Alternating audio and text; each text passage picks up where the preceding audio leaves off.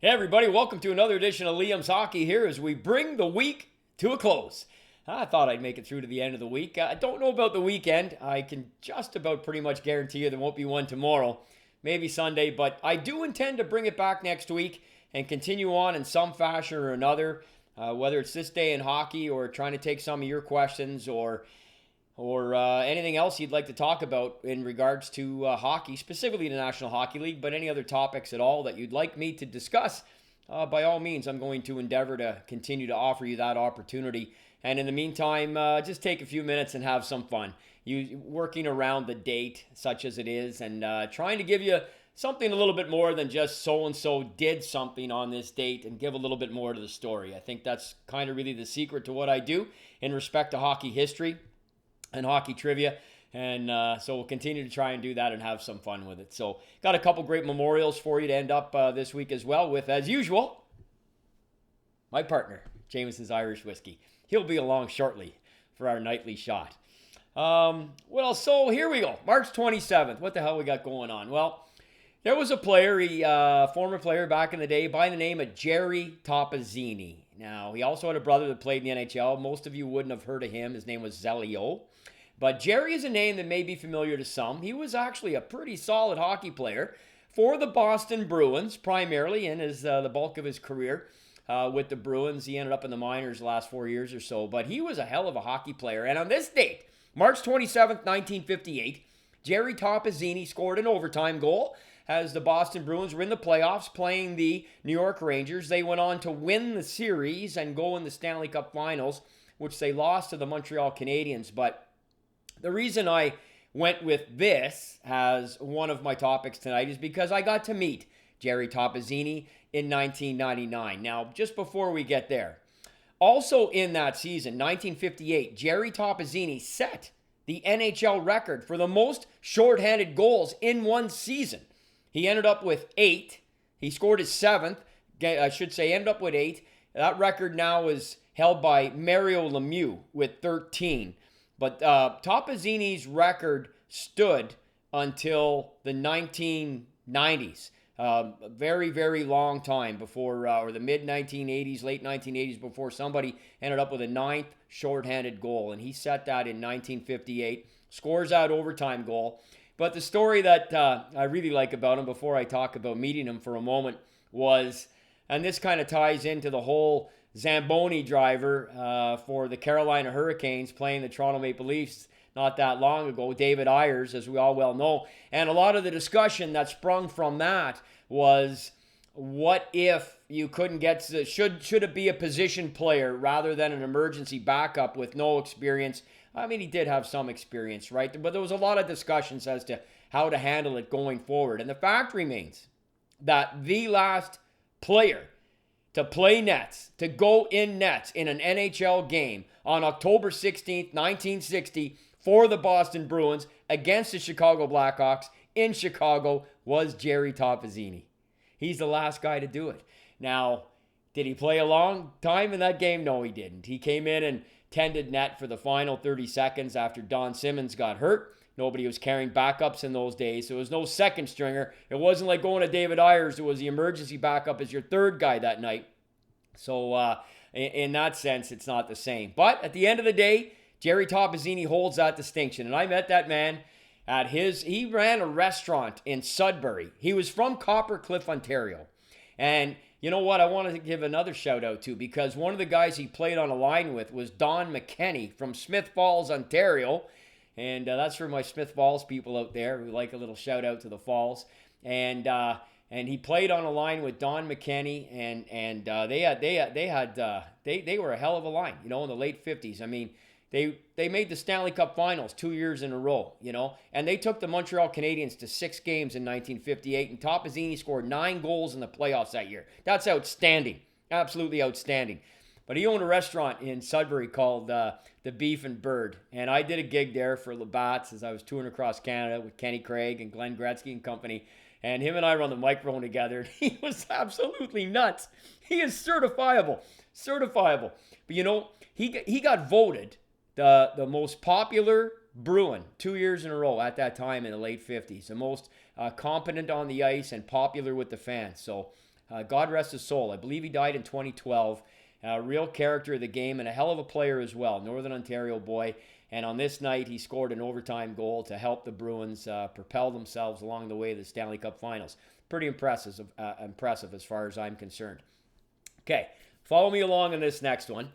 Doug Halward was a defenseman of some renown in the National Hockey League, and I'll tell you why he was renowned. So on this particular night, March 27th in 1980, Doug Halward got 2 assists to set the Los Angeles Kings record for most assists in one season. I mean, you're really starting to crunch minutia stats when you get into club records that were set 40 years ago.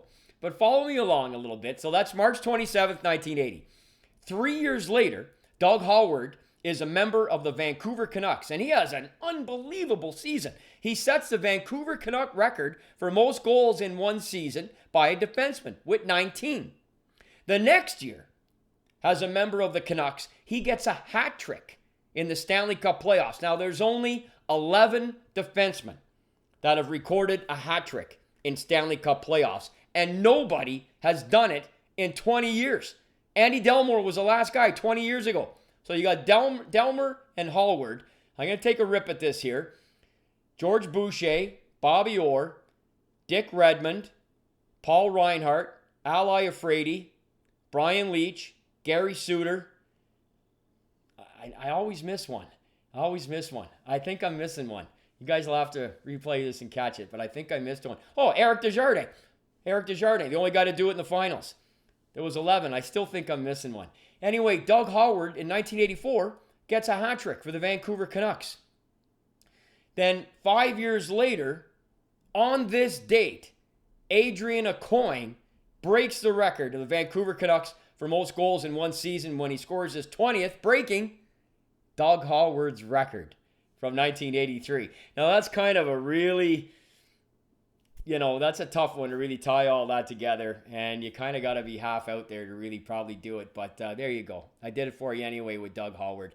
And we're going to finish today on this day, and this is another one where chronologically I'm going backwards, but a pretty significant passing on this day in 1926. And a last name that certainly, if you're a hockey fan at all, you know, and that would be Vezina.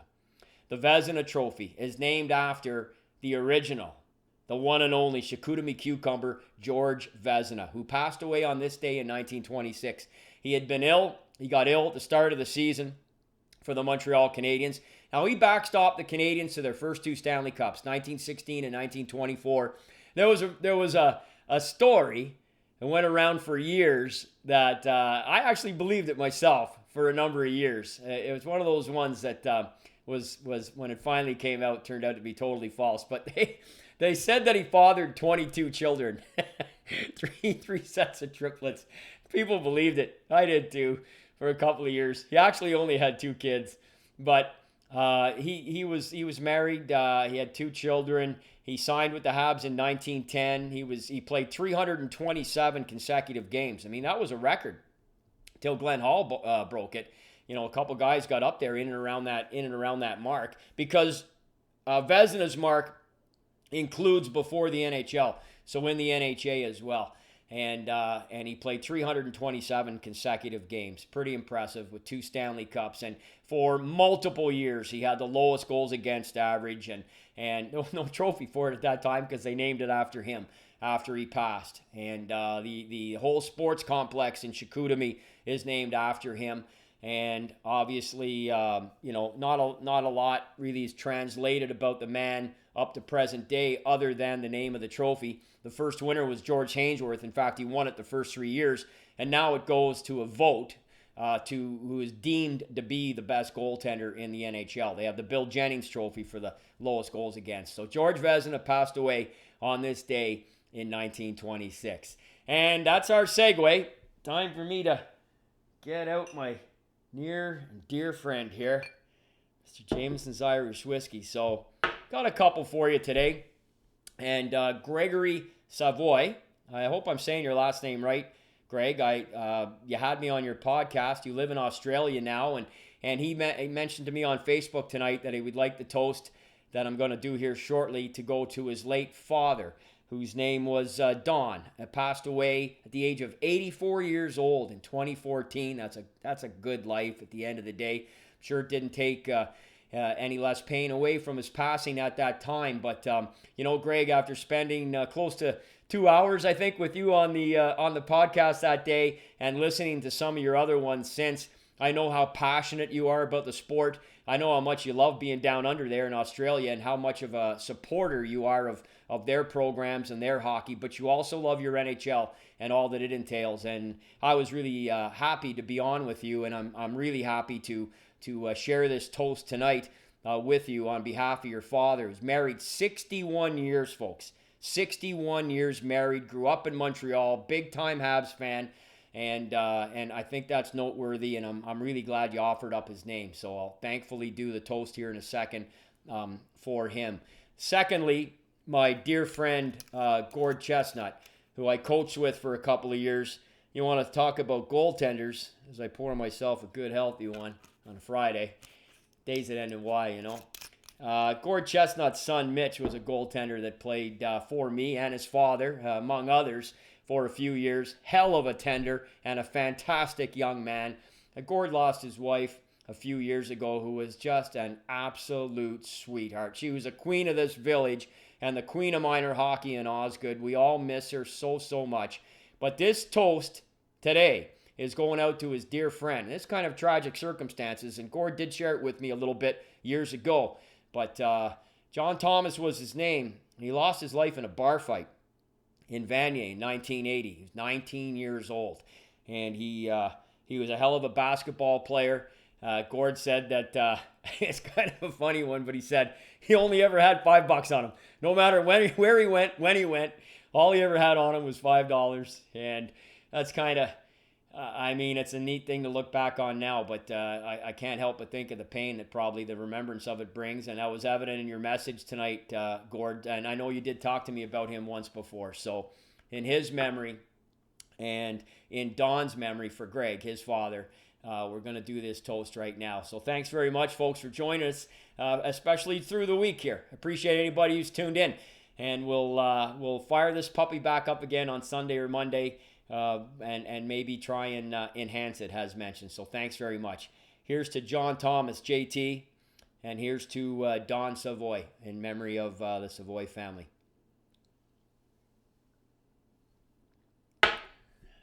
G'day. Beautiful.